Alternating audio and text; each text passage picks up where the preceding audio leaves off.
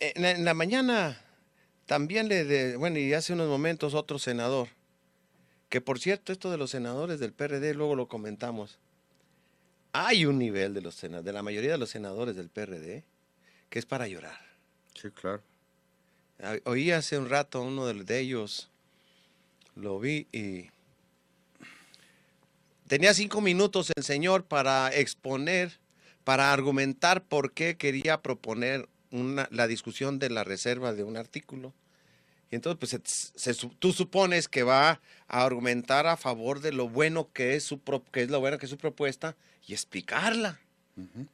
No, el señor hizo un relato del el liberalismo desde cuando las Cortes de Cádiz hicieron tal, y luego la Constitución del 1824 y la del 57, y los liberales contra los conservadores, y luego nos hizo un relato ahí de la Revolución Mexicana. Y se le acabó el tiempo, son 5 minutos. Por supuesto. Y mira, es que aquí hay un asunto que es muy inquietante. Se supone que Cuauhtémoc Cárdenas iba a tener, no sé si ya la tuvo, una conferencia de prensa. ¿Sí? En el transcurso de la tarde.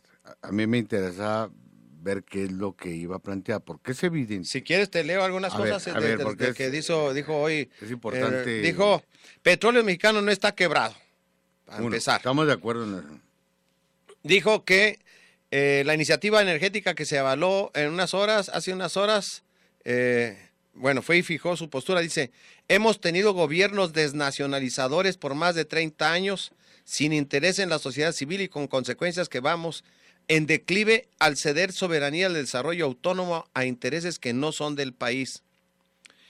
Pemex no está quebrada porque se mantiene sujeta a un régimen fiscal por parte de la Secretaría de Hacienda. Ese régimen no se aplicaría con los contratistas que vengan del extranjero, dijo.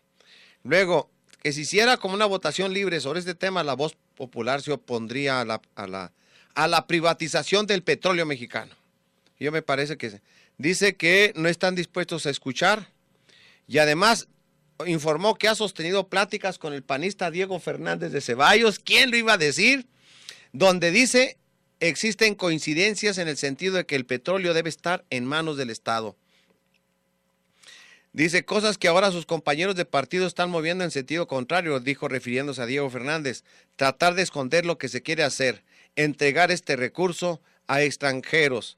Y dijo que lo importante era coincidir en el propósito, que Morena y PRD estamos porque no pase esta reforma, no estamos separados, estamos coincidiendo en lo fundamental, y esto pues ya tiene una consecuencia.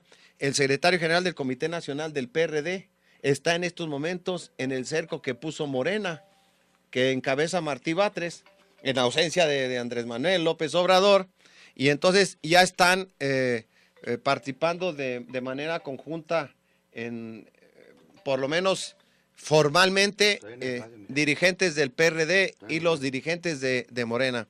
Pues esto es lo que dijo hoy, hasta hace un rato, Cuauhtémoc Cárdenas. Y fíjate que toca puntos medulares, porque eso es lo que yo creo, en síntesis, lo que debería estar a debate y darse respuesta.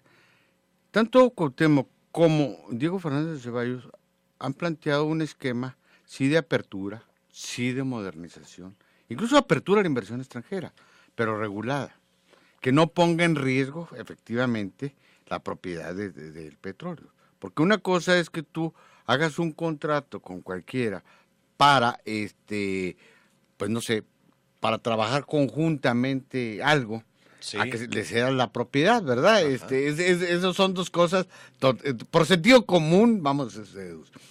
Y la preocupación, la postura de Diego Fernández de Ceballos es en respuesta a estas modificaciones que está impulsando su propio partido, el PAN, porque ellos son los que se fueron ahora sí que hasta la cocina, hasta la alacena, para tratar de poner en bandeja de plata todo lo que en su imaginación privatizadora tiene. Oye, Javier, se me ocurrió una idea. Antes de ayer domingo, las propuestas del PRI era fundamentalmente los contratos de utilidad compartida. Así es. Pero el PAN proponía las concesiones. Así es. Y entonces suponíamos que había un diferendo entre ellos. No. Pero ayer en lugar de que alguna de estas dos posiciones saliera avante, me parece que lo que hoy están proponiendo va más allá de lo que proponía incluso el PAN o por supuesto el PRI. Es que junto a esto, yo creo que el asunto va más allá de siglas partidistas. ¿Qué es lo que realmente está atrás de esto? ¿Quién está moviendo esto? Bueno, pues lo dijeron muy claramente hace unos días. Para Estados Unidos, para los asesores del Departamento de Energía de Estados Unidos, la reforma, la privatización del petróleo en México es un asunto de seguridad nacional para Estados Unidos. Así es. Bueno, entonces, es evidente que son muchos los intereses que se están moviendo, que están presionando. Y mira, yo creo que, y quiero pasar ya más allá del terreno económico o legislativo, al político. Yo creo que Enrique Peña Nieto no sabe en la que se está metiendo.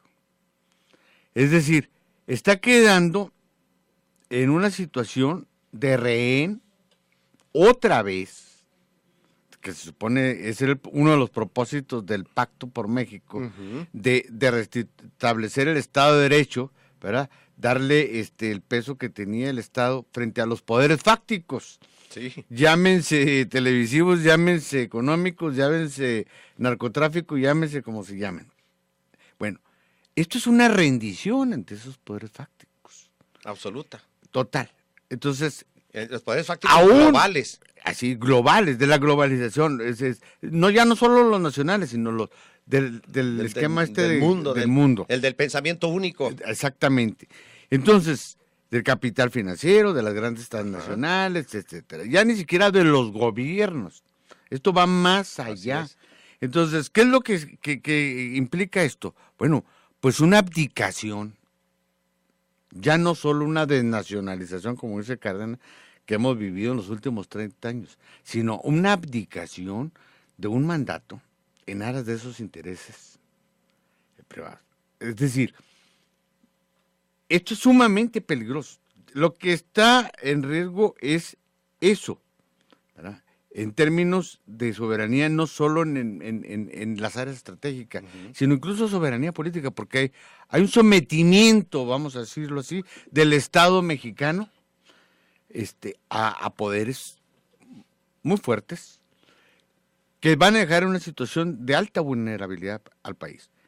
¿Y por qué digo de alta vulnerabilidad? Por tres razones fundamentales. Uno, el desmantelamiento de Pemex y de la Comisión Federal de Electricidad se va a traducir, y en el corto plazo, ni siquiera en el mediano ni el largo plazo, en el corto plazo, en un despido masivo de trabajadores mexicanos.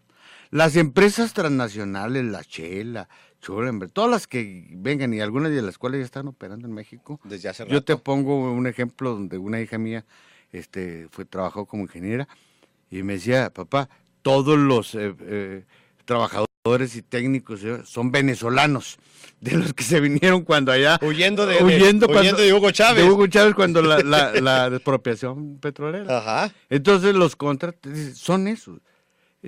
Aquí están, y es más, hasta se están registrando, fíjate, lo están registrando en el Seguro Social, en el Infonavit, como si fueran mexicanos, a lo cual no tendrían derecho. Pero bueno, eso es otro tema. Quiere decir que tiene credencial de elector. Que tienen credencial de elector, etcétera. Entonces, pero son venezolanos en su inmensa mayoría, los de esa empresa. Oye, es que este periodo, yo estoy recordando a propósito de las presiones de los intereses globales. En febrero de 1917 se aprueba la Constitución de México y durante 21 años los gobiernos mexicanos egresados de la Revolución Mexicana, los triunfadores de la Revolución, con el pueblo en armas todavía, con decenas de miles de mexicanos todavía con armas y agitando en el campo mexicano para que se entregara la tierra, en fin, con huelgas de los trabajadores por hacer vigente las reformas al artículo 123, bueno, la creación del artículo 27 y al 27. Tercero, sí.